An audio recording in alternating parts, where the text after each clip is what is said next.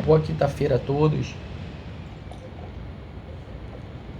Peguei esse texto para fazer antes da aula, eu achei bastante interessante. E aqui nesses segundos, né?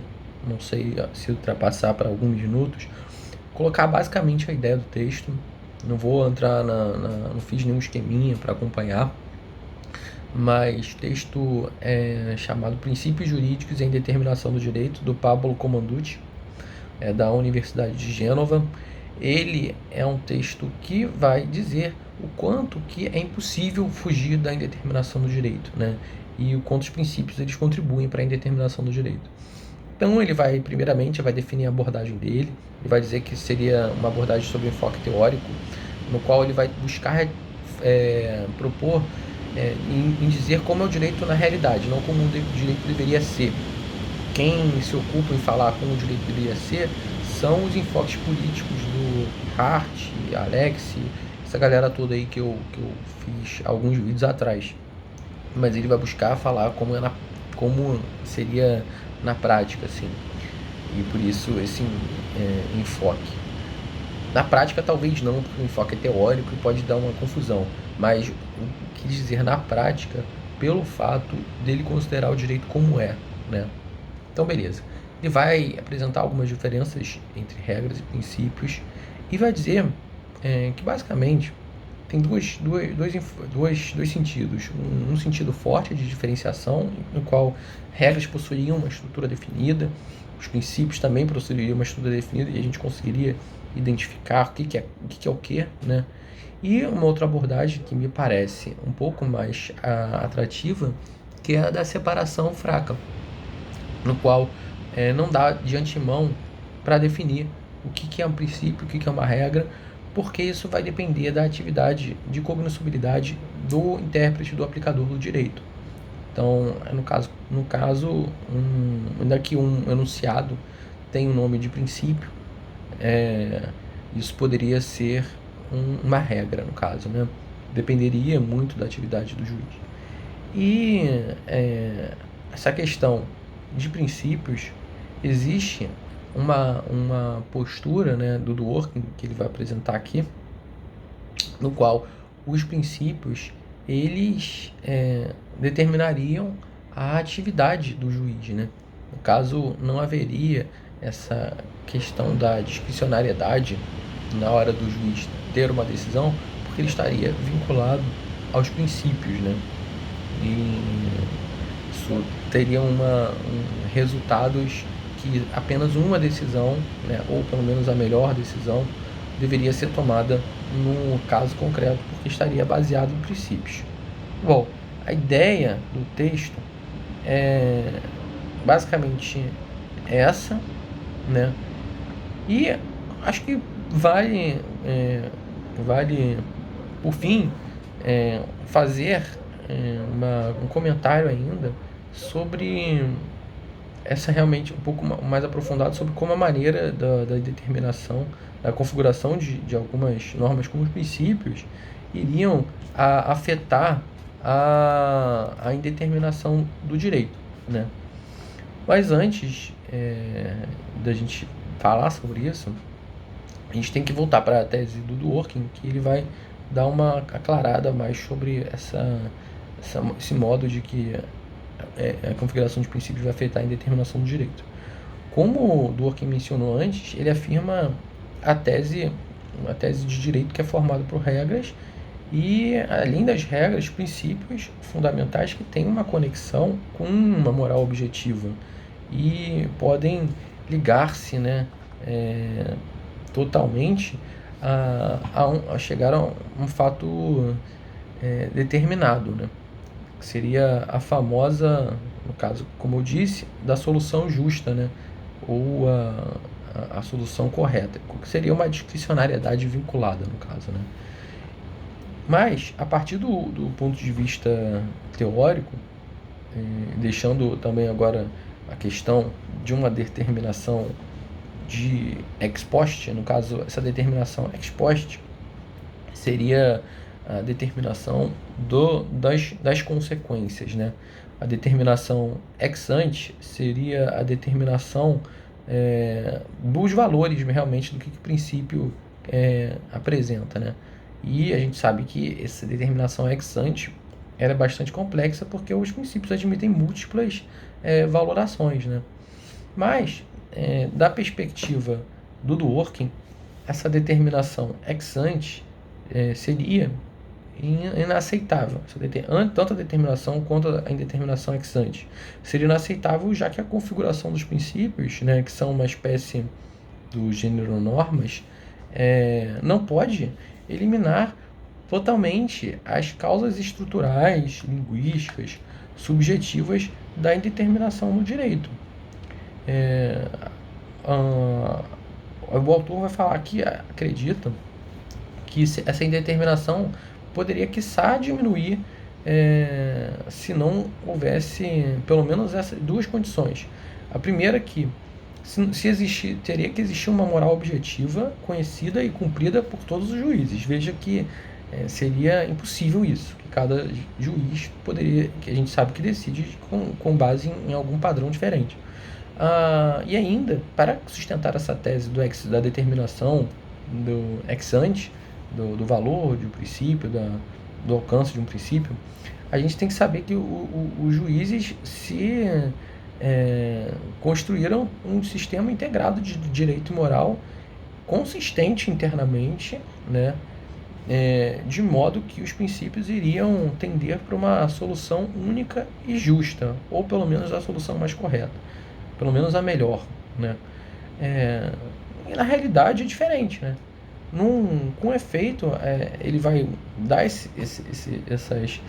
essa questão para justificar por que não é impossível estabelecer essa questão ex ante de determinação, indeterminação ex ante, e vai falar o que acontece na prática. Na prática, ainda que se existisse uma moral objetiva, ela não seria conhecida ou compartilhada por todos os juízes. E não existe na nossa sociedade uma moral compartilhada por todos os juízes. Pelo contrário, cada dia que se passa a gente é marcado por um pluralismo ético, né? E os juízes também, eles não são coerentes todo o tempo com as suas decisões. Eles podem, eles mesmos, tomar decisões diferentes em cada caso, né? Ainda que sejam parecidos, e comparando cada juiz, eles talvez sejam muito mais dissidentes nas suas opiniões, né? Nos seus votos. E a gente tem que levar em conta que os juízes também nem sempre decidem racionalmente, né? Então, sob essas condições reais, né, no caso não ideais, e aí a gente volta para aquele enfoque que o autor deu, que ele não vai tratar de um enfoque político, que trataria do direito como deveria ser, mas sim do enfoque teórico, do direito como ele a configuração dos princípios que pode ajudar ao juiz encontrar uma justificativa não parece ser resolvida de forma quando a gente procura essa determinação ex ante, né? Porque ele vai apresentar 3 razões principais. Porque um dos riscos mais comuns das normas estarem configuradas com princípios seria a sua maior vagueza frente a outras normas. Então, esse risco aumentaria ainda mais a necessidade de diminuir a indeterminação ex ante, por causa dessa versatilidade principiológica, né? Essa possibilidade deles poderem estar conversando com múltiplos valores. Ainda, a promulgação e a configuração dos princípios na ausência de uma moral comum iria aumenta, no caso, a discricionariedade dos juízes, que vão decidir os casos fazendo referências às suas próprias e subjetivas concepções de justiça. E isso também acrescentaria essa questão da indeterminação ex ante. E ainda devido à maneira peculiar de aplicar as normas configuradas como princípios, isso a gente falar sobre aqui a questão da ponderação dos princípios caso a caso, a ausência de uma hierarquia estável e geral dos princípios, a gente aumentaria essa indeterminação ex ante. A gente sempre volta ao caso da liberdade de imprensa e direito à intimidade. Cada caso a gente não vai essa indeterminação ex ante fica muito saliente, porque não tem como a gente falar em uma valoração, num caso concreto, de que vai prevalecer. Só se tivesse exatamente uma hierarquia já estabelecida. Mas a gente sabe que essa hierarquia estabelecida não existe, e isso aumenta, né, a discricionariedade dos juízes, né, com a indeterminação ex ante do direito. Acho que eu falei pouco dessa determinação ex post, mas eu vou consultar aqui o texto para que isso não fique muito en passant, né? A determinação ex ante, o conteúdo do direito, né, é determinado ou indeterminado ex ante se seriam seguramente ou previsíveis ou não previsíveis, né, as consequências jurídicas das ações futuras. Já seria determinado ou indeterminado ex post se podem ou não podem os juízes reconstruir as consequências das ações passadas, como se olhasse muito para a questão de precedente, né?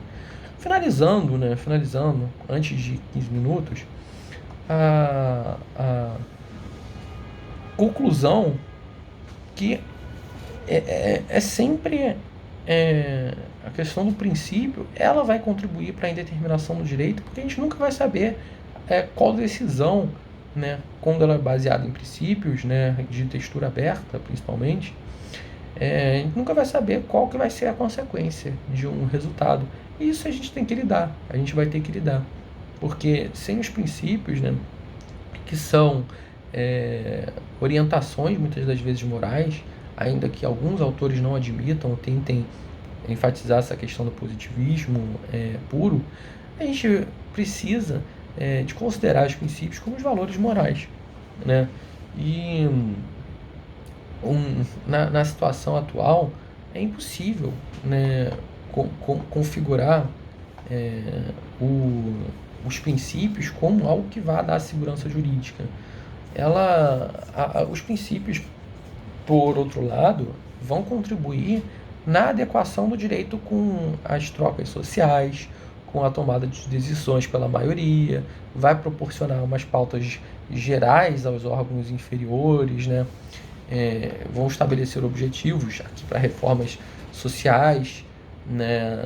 Enfim, vão cumprir outras funções que não a segurança jurídica. A segurança jurídica aqui é lógico importante e tal, mas eu acredito que o autor tenta falar que não é pelos princípios que a gente vai alcançar a segurança jurídica, mas os princípios vão proporcionar muitos outros benefícios, e por isso que a gente tem que considerar, né? Então, fica esse artigo aqui para reflexão, que não podemos fugir desse caráter indeterminado do direito, né? Mas isso não é uma coisa ruim, pelo contrário. Justamente essa questão indeterminada do direito faz com que ele seja tão rico e possa, em cada caso, considerar o que é mais justo, né? A partir de uma interpretação. Então, o que vai dar segurança jurídica, a meu ver, é uma interpretação feita com base em critérios razoáveis, critérios lógicos, critérios racionais, e não tanto pelo juiz, tanto por outros, pelo administrador, enfim, que possa ter uma motivação suficiente, considerar todos os fundamentos na hora de decidir, porque isso sim que vai dar segurança jurídica, né? Não uma regra, não um princípio, né? Então fica esse vídeo aí, termino, um abraço e bom dia a todos.